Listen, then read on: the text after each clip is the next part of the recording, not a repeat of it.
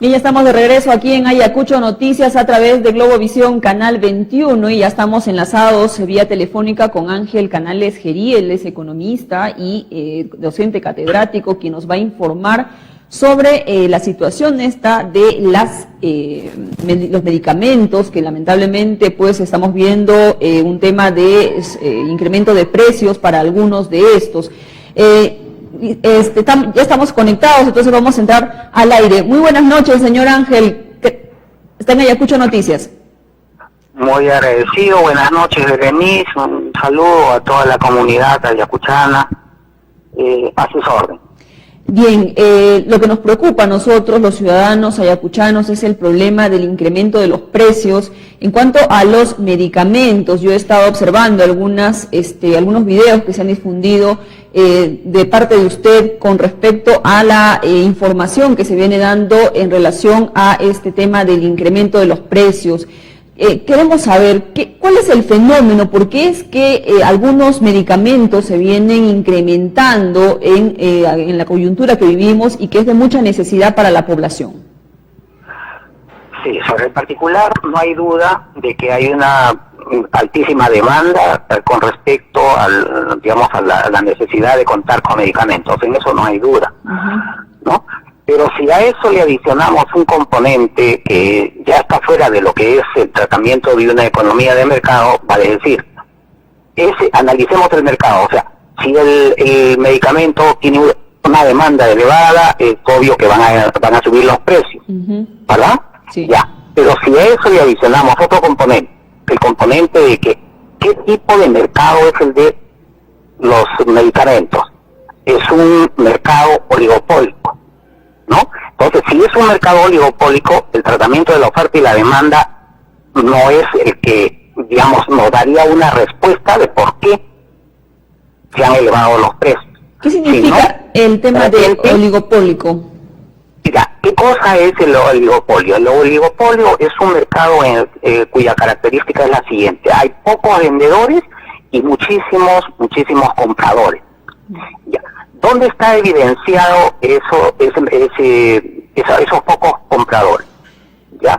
El mercado farmacéutico está conformado por varios actores, ¿no? Laboratorios, droguerías, farmacias y boticas, cadenas de farmacias, clínicas, entidades prestadoras de salud, instituciones públicas como el Seguro Social, ¿verdad? Ya. Si usted analiza qué relación hay entre laboratorios, droguerías son las importadoras, ¿ya? Y las farmacias y boticas y las cadenas de farmacias, hay una ligación. El propietario es de repente uno solo o es un grupo, digamos que está en el mercado. Entonces, si ese grupo es el propietario de toda esta cadena, entonces el manejo de los precios ya no es un manejo de un libre mercado. Entonces, cuando hacía una reflexión sobre este particular, eso es lo que yo observo, ¿no? Eso es lo que yo observo, que estos precios más responden, ¿no?, a los manejos de los grandes grupos que manejan este oligopolio, ¿no? Y es esa la explicación desde mi punto de vista. Obviamente por ahí he escuchado, ¿no?, de que es la libre oferta y demanda de los medicamentos lo que establece porque ahora hay mucha demanda, los precios están aumentando. No es la explicación de fondo a lo que yo iría, ¿no? Ahora, pero por ejemplo, nosotros vemos en el caso, por ejemplo, que cuando inició esta pandemia, el tema de las mascarillas, el tema del alcohol en gel, el tema, digamos, de estos implementos que se tendrían que usar como guantes también en el tema de la pandemia, de un momento a otro se escasearon, ¿no?, de repente por una preocupación por parte de cierto grupo de la población, pero sin embargo, a nivel de toda esta pandemia se ha dado a conocer de que las empresas que fabrican estos instrumentos siguen fabricando, el tema también de la producción de alcohol en gel también sigue siendo la misma. Entonces nosotros nos preguntamos cómo es que se da este tema de la oferta y la demanda si es que las empresas que lo fabrican lo siguen produciendo en su misma magnitud. Claro, ¿por qué? Porque hay acuerdos colusorios, vale decir, hay acuerdos entre, digamos, dos grandes grupos que manejan de repente a cadenas farmacéuticas que establecen y imponen el precio de un medicamento. A eso yo me refería cuando digo, este es un tipo de mercado diferente, ¿no? Pero más todavía me aventuro a decir otra cosa y pongo así, digamos, para la reflexión de la ciudadanía. La medicina es un bien como como las papas, como las cebollas, como un producto cualquiera. No, la medicina es un bien público y en consecuencia, como bien público, a la medicina tenemos que darle un tratamiento diferente, y para eso está. ¿Cuál es el rol del Estado? Es atender a la comunidad que necesita y que debe atender a través de ese bien público. Entonces, si repensamos, por ejemplo, ¿no?, sobre esto último que estoy diciendo, imagínense cómo es nuestra economía. Nuestro país es súper complejo, ¿no? La economía del mercado llega a una cierta parte de la población, pero la economía andina, nos hemos puesto a pensar. Yo, por ejemplo, por ahí tengo algunos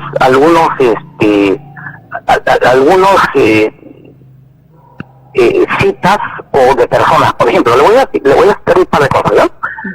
Han llegado el impacto de la pérdida de la salud en una economía familiar, por ejemplo, en una comunidad, en un asentamiento humano. ¿Usted sabe cómo se produce? Comienza por la pérdida de salud, por la pérdida de salud. Por ejemplo, ellos tienen un dinero que tenían destinado para la comida. ¿Qué pasa? Que tienen que destinar para comprar la pastilla A, la pastilla B, la pastilla C. ¿No? O, por ejemplo, como no tienen y viven a la rejusta, también ellos, por ejemplo, en ese rato dejan de pagar el agua, la luz, y comienzan a endeudarse. Entonces, ¿cómo es que vamos a considerar, no? ¿Cómo no vamos a tratar, cómo no vamos a considerar, cómo no vamos a reflexionar, a tratar a esa gente, ¿no?, que requiere que el Estado lo apoye? Cuando se habla de pensar en una reforma ya contundente del sistema de salud pública en el Perú, por ahí he estado escuchando caricaturas. Hablamos de control de precios, dicen, ¿no? Como si vamos a retornar a tiempos pasados que ya fueron y que no han dado resultados. Eso es una gran verdad. Pero no estamos hablando de este tipo de propuestas. Cuando hablamos de bien público, estamos pensando, ¿no?, en que ya estamos entrando a una economía digital. Estamos pensando, por ejemplo, en lo que sucede en Suecia, en lo que sucede en Noruega. ¿Por qué no tenemos ese ejemplo de lo que sucede en Suecia, en Noruega, que son, ¿no?, sistemas de salud de primera, y en las que toda la población, ¿no?, puede y tiene acceso? Ahora, pero por ejemplo, si hemos visto una situación de que, por ejemplo, no ha funcionado en el pasado, no ha funcionado el tema de la regulación de precios, pero tampoco vemos que el tema del libre mercado esté funcionando, porque digamos que de alguna u otra manera los más perjudicados son los que menos tienen. Es que no funciona el mercado, el libre mercado, porque específicamente en el mercado de las medicinas, no hay un libre mercado, es un oligopolio. Y le voy a poner un par de datos, ¿ya? Le voy a poner un par de datos. Por ejemplo, a ver, en el caso del holding Interbank, ¿ya? En el holding Interbank, adquirió, después de un montón de negociaciones, la farmacia Sintafarma, ¿no? Ya. Negoció con los grupos chilenos Salcobrand y Alejo Huente, ¿no? Y la logró adquirir. ¿Saben cuánto representa? Todavía a años atrás representaba el 45% del mercado retail farmacéutico en Lima. Ya, ese es un holding, que es parte de lo que caracteriza a un mercado concentrado. Hay otro, que es el holding Quicor. Ese grupo, ¿no?, es que se presenta con diversos nombres, se ha presentado con diversos nombres como Química Suiza en Perú, Quimisa en Bolivia, Quideca en Colombia, Quifatex en Ecuador, Quirexa en Venezuela, ¿no? Y que se dedica a la fabricación, importación, almacenamiento y distribución de productos farmacéuticos, ese holding, ¿no?, ha adquirido la cadena Mifarma y cuenta con 127 locales en la ciudad de Lima y también ha comprado la cadena BTL. Imagínense, ¿no? Entonces, ¿de qué estamos hablando? Esos son los grupos que han hecho de que haya una altísima concentración en el mercado, ¿no? Hay otro, Grupo Inca, ¿no? El Grupo Inca, ¿no?, que fue fundado todavía en la década de los 50 por Francis Patek y Moqueguano Hugo Corso, ¿ya? Comenzaron a adquirir al 2015 156 locales en la ciudad de Lima, ¿no? ¿A qué? A los laboratorios Albi y FIPA. Entonces hay mucha información que nos demuestra pues que hay una digamos integración vertical entre laboratorio, cadenas de distribución y farmacias y cadenas de farmacia. Entonces ese mercado concentrado, altamente concentrado, además de que también hay una dificultad en el acceso a esos mercados, una dificultad económica y una dificultad legal, ¿no?, demuestran de que es un mercado altamente, ¿no?, concentrado y es un oligopolio. Entonces, la lógica de la formación de precios en un mercado oligopólico es diferente. Ahora, pero ¿qué hace el ciudadano de a pie frente a este panorama? Que, digamos, o sea, estamos frente a los monstruos digamos, del mercado que están acaparando y que están manejando el mercado a su antojo. Pero es eso lo que se evidencia, ¿no? Entonces, frente a ello tienen que haber respuestas integrales, soluciones integrales. Si ese es el problema, hay una intervención. No crea que esto es reciente, esto es lo de ahora. No, al 2010 ya hubo una intervención del gobierno multando a una cadena de estas farmacias, de estas distribuidoras. Ya las han multado. Indecopia ha intervenido y ha habido una multa altísima. Entonces, hay antecedentes de que esto pasa. Pero yo escucho en la prensa y lo primero que dicen algunos especialistas, entre comillas, dicen, no, es que esta es la lógica del mercado y que por ahí se viene el cucu del control de precios. Es una caricatura. Esa es una caricatura de lo que podría ser la solución. La solución integral a esto es hacer una reflexión, ponerlo al debate, hacer todo un debate completo. ¿Para qué? Para que haya una reforma integral de nuestro sistema, ¿no?, de salud pública. Y hay referentes, ¿no? ¿Cuáles son los referentes? Te voy a dar algunos referentes. Por ejemplo, ¿no?, ni siquiera para tocar Japón. Ni siquiera para tocar Japón. Hay algún referente como, por ejemplo, Suecia. ¿Qué pasa en Suecia? Por ejemplo, en Suecia, ¿no?, los 3 niveles de gobierno que tienen ellos forman parte del tema de salud, ¿ya? Y entonces hay un ministro de salud, hay un que es responsable de las políticas sectoriales, trabaja con 8 agencias gubernamentales, por ejemplo. En el nivel regional tienen 12 consejos de condado, así le llaman ellos, 9 cuerpos regionales. ¿Y saben qué? Todos ellos determinan la política pública de lo que es el servicio de la salud, ¿no?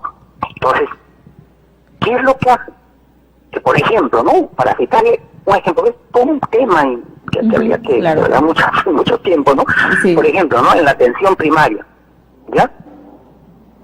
Ellos determinan los precios determinan a los proveedores, determinan, ¿no?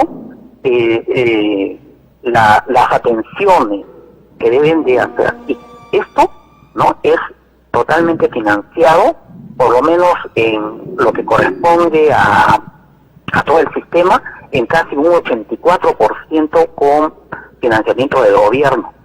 Y una diferencia, ¿no?, el 57% financiado con las municipalidades y un 2% financiado con fuentes del gobierno central. Que han logrado, ¿no? Han logrado, por ejemplo, tener una densidad 4 médicos por cada 1000 habitantes. Han logrado tener 11 a 12 médicos por cada 1000 habitantes, ¿no es cierto? Cuentan 3 camas por cada 1000 habitantes. Logros, pero concretos, específicos. ¿Cuáles han sido sus factores de éxito, por ejemplo, no? Transparencia, algo que no existe ahora, ¿ya? Y le digo por qué no existe ahora. He estado revisando algunos precios, por ejemplo, entre lo que cuesta un producto en Lima y en lo que cuesta, por ejemplo, en Ayacucho. Le voy a citar, ¿no? Le voy a citar. A ver si ustedes de repente tendrán estos precios. Acitromicina de 500 miligramos en tableta. ¿Cuánto supuestamente debería de costar en Lima, de acuerdo a un observador de precios que tiene el ministerio? 0.20 a 0.80, más o menos es el 0.20 es el menor, y 0.80 te costaría cada tabletita, ¿no? Esto es en Lima. En Ayacucho, eso está costando, debería de estar costando entre $1 y $1.30 como máximo, ¿no? A ver, pregunte, vaya a la farmacia y pregunte cuánto cuesta, ¿no? Y se está trabajando en esa transparencia en el sistema de información, transparencia en el sistema de información, pero hacen caso omiso. Eso, por ejemplo, en Suecia es diferente. Y no hay sanciones tampoco para ese aspecto. O sea, yo digo, si es que de repente existe un portal de transparencia que debería regular ese tema o de alguna manera autorregularse para cada uno de estos negocios, ¿no existe una sanción para estas empresas que de repente, digamos, incrementan de manera abismal la diferencia de otras regiones? No ha escuchado de las apelaciones. Cuando sale una sanción es porque sale una resolución, y esa resolución se apela y se va pues a un sistema judicial como el nuestro, en el que se demoran ¿cuántos años? Exacto. ¿Y a qué resultado? Lamentable. ¿No? Entonces, mañana, tarde y nunca vamos a tener resultados, ¿no? Entonces, cuando hablamos de cuando les pongo en reflexión, oye, si se viene, parece que se viene una reforma integral del sistema de salud, por lo menos eso ya se está planteando, creo que hoy día ha sacado una norma el Congreso, pero si no apunta a estos temas, ¿no? A ver, por ejemplo, los casos exitosos como Suecia, Noruega, y tratar pues de aproximarnos a lo que ellos hacen, por qué han sido tan exitosos, ¿no? Yo creo que es solamente, digamos, palabras, ¿no? Que no van a tener efectividad, no van a tener pero también a nosotros nos da, digamos, de alguna manera pesar, ¿no? Porque pensar que esto se podría, digamos, aplicar como se ha aplicado en otros países, en realidad nos viene también a la mente el tema de la corrupción que tenemos en nuestro sistema de salud, ¿no? Porque eso puede funcionar de repente el tema de que trabajen de manera articulada y definan y que puedan acordarse de repente mediante un comité hasta la definición de los precios. Aquí, lamentablemente, nuestro tema, nuestra educación, digamos, nuestra educación, nuestra cultura, lamentablemente, está plagada de corrupción y a veces no da ese panorama. Así es. Yo le digamos, le ejemplifico algo. Usted sabe el tiempo en que estamos viviendo, usted sabe, se imagina qué cosa es lo que está sucediendo en este momento. En este momento, lamentablemente, estamos viviendo un momento súper triste para nuestra historia. Si revisamos la historia económica, por ejemplo, ayer estuve escuchando la exposición de otro ayacuchano, paisano, Waldo Mendoza, que seguramente lo conocen, o tiene referencias de él, y él contaba de que ya hemos llegado, ¿no?, a, digamos, niveles de PBI que se van a caer, incluso que superan a la caída más trágica que ha habido es la de la guerra con Chile, ¿no? La guerra con Chile ha tenido que pasar para llegar a niveles de PBI normal, ¿no? Casi como 60 años, imagínense, 60 años, ¿no? Y nosotros ahorita estamos entrando a esos niveles, ¿no?, de caída. Entonces, esto tiene un efecto concreto en los agentes económicos. ¿Cuáles son los agentes económicos? Las empresas, la familia y el gobierno. El gobierno se está descapitalizando. En algún momento va a tener que capitalizarse, o sea, recuperar lo que está perdiendo, ¿verdad? Con tanto gasto, con tanto financiamiento, subsidios que está dando, ¿no es cierto? Ya. Ahora, las empresas, muchas empresas van a quedar, muchas empresas ahí quedaron, ¿no? Y lo otro es las personas. Muchos de nosotros nos estamos descapitalizando, nos estamos endeudando. ¿Qué vamos a hacer? ¿Cómo vamos a salir de este problema? Esa es la realidad. Pero hay otra cosa que no se está comentando mucho. ¿Y qué cosa es esta otra que no se está comentando mucho? Que esta pandemia ha desnudado los problemas estructurales de nuestro país. Por ejemplo, ha desnudado, ¿no?, la crisis terrible, ¿no?, en la que vivimos en nuestro sistema de salud. Bueno, que ya en realidad es un secreto totalmente inadecuada, inexistente, falta de médicos, pésimos procesos, falta de medicamentos, ¿no? Ni siquiera información, estimada Berenice, ni siquiera información, porque han tenido que reconstruir para dar información, han tenido que reconstruir. Yo tengo una pequeña experiencia ahí, información, por ejemplo, de alguna gente de estadística del sector salud que tuve, digamos, la suerte de participar, pero que me evidenció en ese momento lo triste, los sistemas de información que tiene el sistema de salud. Pero en fin, eso ahora está pasándole la factura, ¿no?, a todos los, digamos, a toda la población que va a requerir o que requiere de los servicios de salud. En educación, estimada Berenice, en educación no podemos entrar, estamos en los albores